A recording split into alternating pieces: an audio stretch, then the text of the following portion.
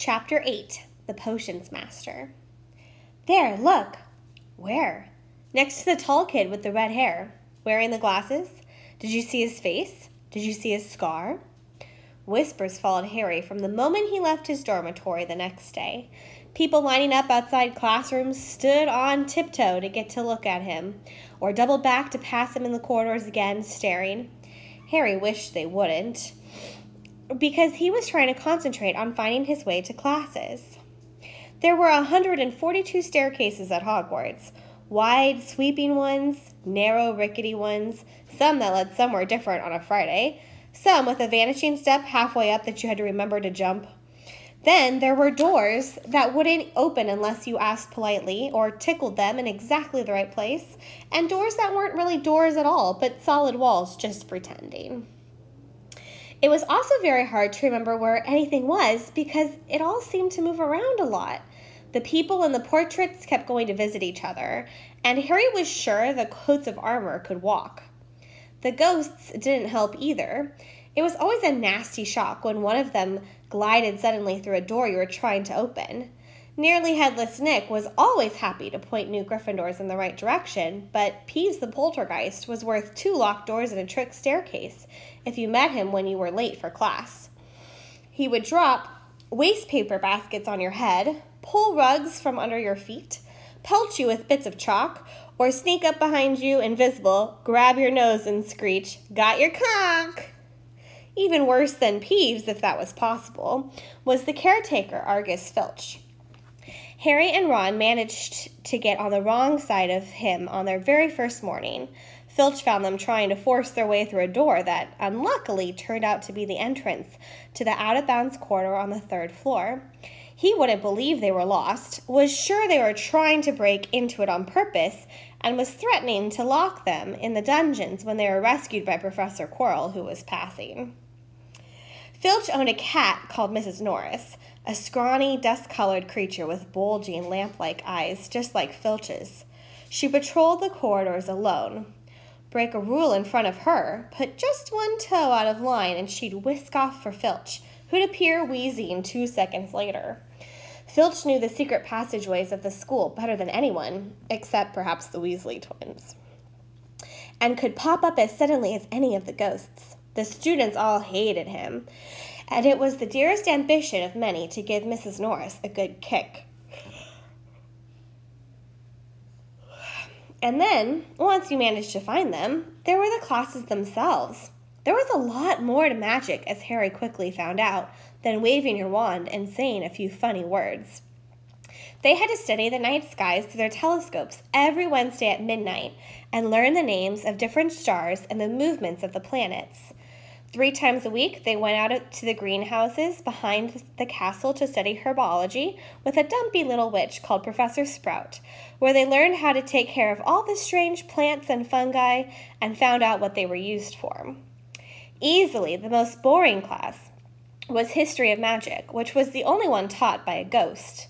Professor Binns had been very old indeed when he had fallen asleep in front of the staff room fire and gotten up the next morning to teach, leaving his body behind him. Binns droned on and on while they scribbled down names and dates and got Emmerich the Evil and Eric the Oddball mixed up. Professor Flitwick, the charms teacher, was a tiny little wizard who had to stand on a pile of books to see over his desk. At the start of their first class, he took the roll call, and when he reached Harry's name, he gave an excited squeak and toppled out of sight. Professor McGonagall was again different. Harry had been quite right to think she was not a teacher to cross. Strict and clever, she gave them a talking to the moment they sat down in their first class. Transfiguration is some of the most complex and dangerous magic you will learn at Hogwarts, she said. Anyone messing around in my class will leave and not come back. You have been warned. Then she changed her desk into a pig and back again. They were all very impressed and couldn't wait to get started, but soon realized they weren't going to be changing the furniture into animals for a long time.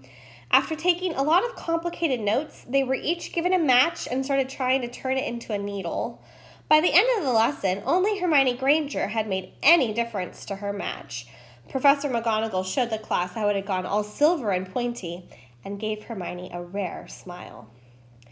The class everyone had been really looking forward to was Defense Against the Dark Arts, but Quirrell's lessons turned out to be a bit of a joke. His classroom smelled strongly of garlic, which everyone said was to ward off a vampire he'd met in Romania and was afraid would be coming back to get him one of these days. His turban, he told them, had been given to him by an African prince as a thank you for getting rid of a troublesome zombie, but they weren't sure they believed this story. For one thing, when Seamus Finnegan asked eagerly how Quirrell had fought off the zombie, Quirrell went pink and started talking about the weather. And for another, they had noticed that a funny smell hung around the turban, and the Weasley twins insisted that it was stuffed full of garlic as well, so that Quirrell was protected wherever he went. Harry was very relieved to find out that he wasn't miles behind everyone else. Lots of people had come from Muggle families and, like him, hadn't had any idea that they were witches and wizards. There was so much to learn that even people like Ron didn't have much of a head start. Friday was an important day for Harry and Ron. They finally managed to find their way down to the Great Hall for breakfast without getting lost once. "What have we got today?" Harry asked Ron as he poured sugar on his porridge. "Double potions with the Slytherins," said Ron. "Snape's head of Slytherin house. They say he always favors them. We'll be able to see if it's true." "Wish McGonagall favored us," said Harry. Professor McGonagall was head of Gryffindor house, but it hadn't stopped her from giving them a huge pile of homework the day before. Just then, the mail arrived. Harry had gotten used to this by now, but it had given him a bit of a shock on the first morning when about 100 owls had suddenly streamed into the Great Hall during breakfast, circling the tables until they saw their owners and dropping letters and packages into their laps. Hedwig hadn't brought Harry anything so far. She sometimes flew to his table to nibble his ear and give a bit of toast before going off to sleep in the owlery with the other school owls. This morning, however, she fluttered down between the marmalade and the sugar bowl and dropped a note onto Harry's plate. Harry tore it open at once. It said in a very untidy scrawl, "Dear Harry, I know you get Friday afternoons off, so would you like to come and have a cup of tea with me around 3? I want to hear all about your first week. Send us an answer back with Hedwig. Hagrid." Harry borrowed Ron's quill, scribbled, "Yes, please, see you later," on the back of the note and sent Hedwig off again. It was lucky that Harry had tea with Hagrid to look forward to, because the potions lesson turned out to be the worst thing that had happened to him so far. At the start of term banquet, Harry had gotten the idea that Professor Snape disliked him. By the end of the first potions lesson, he knew he'd been wrong. Snape didn't dislike Harry. He hated him. Potions lessons took place down in one of the dungeons. It was colder here than up in the main castle, and would have been quite creepy enough without the pickled animals floating in glass jars all around the walls. Snape, like Flitwick, started the class by taking the roll call, and, like Flitwick, paused at Harry's name. "Ah, yes," he said softly. "Harry Potter, our new celebrity." Draco Malfoy and his friends, Crabbe and Goyle, sniggered behind their backs. Snape finished calling the names and looked up at the class. His eyes were black like Hagrid's, but they had none of Hagrid's warmth. They were cold and empty and made you think of dark tunnels. "You are here to learn the subtle science and exact art of potion making," he began. He spoke in barely more than a whisper, but they caught every word. Like Professor McGonagall, Snape had the gift of keeping a class silent without effort. "As there is little foolish wand-waving here, many of you will hardly believe this is magic. I don't expect you will really understand the beauty of a softly simmering cauldron with its shimmering fumes, the delicate power of liquids that creep through human veins, bewitching the mind, ensnaring the senses. I can teach you how to bottle fame, brew glory, even stop death, if you aren't as big as a bunch of dunderheads as I usually have to teach." More silence followed this little speech. Harry and Ron exchanged looks with raised eyebrows. Hermione Granger was on the edge of her seat and looked desperate to start proving she was not a dunderhead. "Potter," said Snape suddenly, "what would I get if I added powdered root of asphodel to an infusion of wormwood?" "Powdered root of what? To an infusion of what?" Harry glanced at Ron, who looked as stumped as he was. Hermione's hand shot into the air. "I don't know, sir," said Harry. Snape's lip curled into a sneer. "Tut, tut. Fame clearly isn't everything." He ignored Hermione's hand. "Let's try again, Potter. Where would you look if I told you to find me a bezoar?" Hermione stretched her hand as high into the air as it would go without her leaving her seat, but Harry didn't have the faintest idea what a bezoar was. He tried not to look at Malfoy, Crabbe, and Goyle, who were shaking with laughter. "I don't know, sir." "Thought you wouldn't open a book before coming, eh, Potter?" Harry forced himself to keep looking straight into those cold eyes. He had looked through his books at the Dursleys, but did Snape expect him to remember everything in 100,000 magical herbs and fungi? Snape was still ignoring Hermione's quivering hand. "What is the difference, Potter, between monkshood and wolfsbane?" At this, Hermione stood up, her hand stretching toward the dungeon ceiling. "I don't know," said Harry quietly. "I think Hermione does, though. Why don't you try her?" A few people laughed. Harry caught Seamus's eye, and Seamus winked. Snape, however, was not pleased. "Sit down," he snapped at Hermione. "For your information, Potter, asphodel and wormwood make a sleeping potion so powerful it is known as the Draught of Living Death. A bezoar is a stone taken from the stomach of a goat, and it will save you from most poisons. As for monkshood and wolfsbane, they are the same plant, which also goes by the name of aconite." "Well, why aren't you all copying this down?" There was a sudden rummaging for quills and parchment, and over the noise, Snape said, "And a point will be taken from Gryffindor House for your cheek, Potter." Things didn't improve for the Gryffindors as the potions lesson continued. Snape put them all into pairs and set them to mixing up a simple potion to cure boils. He swept them around in his long black cloak, watching them weigh dried nettles and crushed snake fangs, criticizing almost everyone except Malfoy, whom he seemed to like. He was just telling everyone to look at the perfect way Malfoy had stewed his horned slugs when clouds of acid green smoke and a loud hissing filled the dungeon. Neville had somehow managed to melt Seamus's cauldron into a twisted blob, and their potion was seeping across the stone floor, burning holes in people's shoes. Within seconds, the whole class was standing on their stools while Neville, who had been drenched in the potion when the cauldron collapsed, moaned in pain and as angry red boils sprang up all over his arms and legs. "Idiot boy," snarled Snape, clearing the spilled potion away with one wave of his wand. "I suppose you added the porcupine quills before taking the cauldron off the fire." Neville whimpered as boils started to pop up all over his nose. "Take him to the hospital wing," Snape spat at Seamus. Then he rounded on Harry and Ron, who had been working next to Neville. "You, Potter, why didn't you tell him not to add the quills?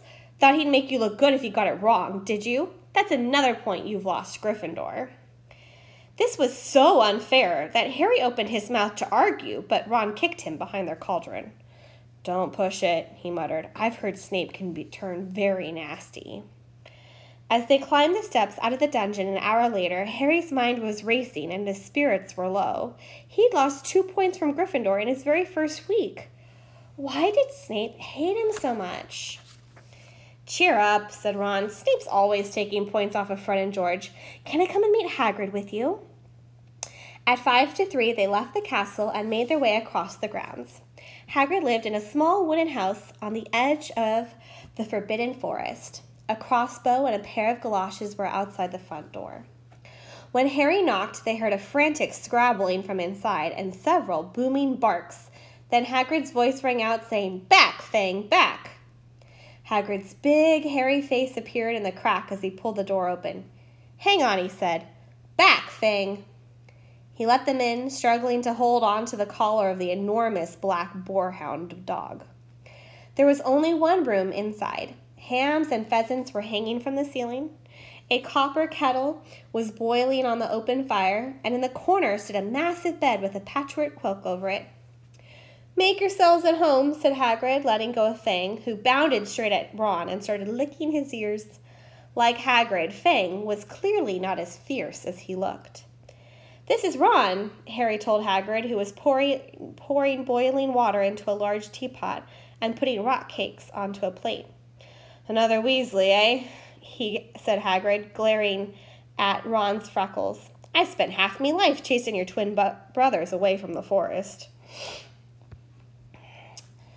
The rock cakes were shapeless lumps with raisins that almost broke their teeth, but Harry and Ron pretended to be enjoying them as they told Hagrid all about their first lessons. Fang rested his head on Harry's knee and drooled all over his robes. Harry and Ron were delighted to hear Hagrid call Filch "that old git." "And as far as that cat, Mrs. Norris, I'd like to introduce her to Fang sometime. Do you know, every time I go up to the school, she follows me everywhere. Can't get rid of her. Filch puts her up to it." Harry told Hagrid about Snape's lesson. Hagrid, like Ron, told Harry not to worry about it and that Snape hardly liked any of the students. "But he seemed to really hate me." "Rubbish," said Hagrid. "Why should he?" Yet Harry couldn't help thinking that Hagrid didn't quite meet his eyes when he said that. "How's your brother Charlie?" Hagrid asked Ron. "I liked him a lot. Great with animals." Harry wondered if Hagrid had changed the subject on purpose. While Ron told Hagrid all about Charlie's work with dragons, Harry picked up a piece of paper that was lying on the table under the tea cozy. It was a cutting from the Daily Prophet. "Gringotts break-in latest. Investigations continue into the break-in at Gringotts on July 31st, widely believed to be the work of dark wizards or witches unknown. Gringotts goblins today insisted that nothing had been taken. The vault that was searched had in fact been emptied the same day. But we're not telling you what was in there, so keep your noses out if you know what's good for you," said a Gringotts spokesgoblin this afternoon. Harry remembered Ron telling him on the train that someone had tried to rob Gringotts, but Ron hadn't mentioned the date. "Hagrid," said Harry, "that Gringotts break-in happened on my birthday. It might have been happening while we were there." There was no doubt about it. Hagrid definitely didn't meet Harry's eyes this time. He grunted and offered him another rock cake. Harry read the story again. The vault that was searched had in fact been emptied earlier that day. Hagrid had emptied Vault 713, if you could call it emptying, taking out that grubby little package. Had that been what the thieves were looking for? As Harry and Ron walked back to the castle for dinner, their pockets weighed down with rock cakes they'd been too polite to refuse, Harry thought that none of the lessons he'd had so far had given him so much to think about as tea with Hagrid. Had Hagrid collected the package just in time? Where was it now?